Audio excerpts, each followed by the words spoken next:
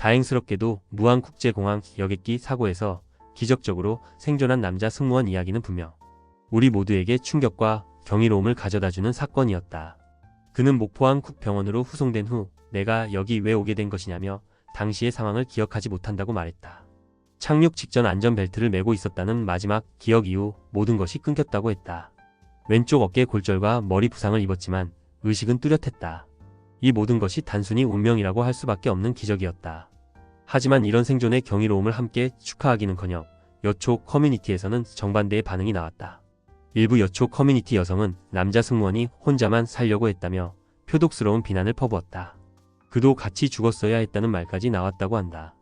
여자 승무원들이 대신 죽어줘서 남자 승무원이 2명 살았기 때문에 불공평하다고 살리지 말았어야 한다고도 이야기를 한다.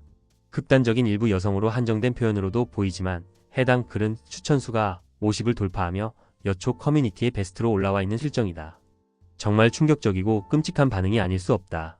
생존 자체가 잘못이라도 되는 것처럼 몰아가는 이들의 태도는 인간적인 공감을 저버린 극단적 이기주의의 표본이었다. 사고의 경위는 명확하지 않다. 남자 승무원이 후미에서 승객 서비스를 하다 사고를 맞닥뜨린 것은 사실이다. 하지만 그의 생존은 의도적 선택이 아니라 비행기의 물리적 상황, 사고 당시의 우연성에 의해 결정된 결과일 뿐이다.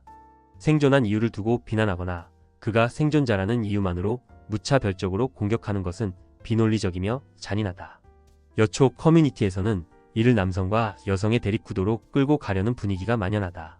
남자가 살아남았다는 이유만으로 여자라면 도망갈 수 없었을 것이다 라거나 여자가 대신 죽어야 했다는 말은 없지만 그래도 남자가 살아남은 건 뭔가 꺼림칙하다는 식의 이야기가 공공연히 올라왔다.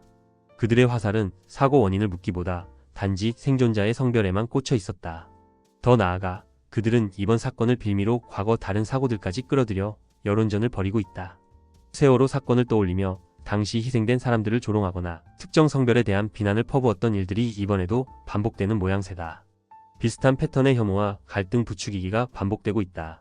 이쯤 되면 사건의 본질과는 전혀 상관없는 개인적인 분노의 발산으로밖에 보이지 않는다. 우리가 주목해야 할 점은 이 남자 승무원이 단순히 운 좋게 살아남았다는 사실이다. 그는 생존을 위해 자신만의 특별한 결정을 내린 것이 아니다. 그저 사고의 자연스러운 흐름 속에서 생존자로 남겨졌을 뿐이다.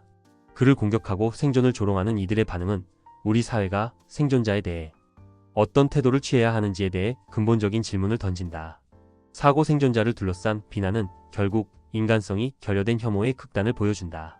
우리는 비난과 조롱보다는 함께 살아남은 사람에게 위로와 지지를 보내야 한다. 그를 두고 비판할 것이 아니라 그가 겪었을 심리적 충격과 상처를 이해하고 보듬는 것이 인간적인 태도다. 그럼에도 불구하고 단지 성별로 사람을 판단하며 비난의 화살을 돌리는 이기적인 반응은 우리 사회가 아직도 깊은 문제를 안고 있다는 증거다. 결국 우리는 기적적으로 생존한 이 남자 승무원을 두고 축복과 위로를 보내야 한다.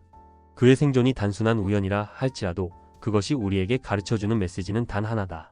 생존자는 죄인이 아니다.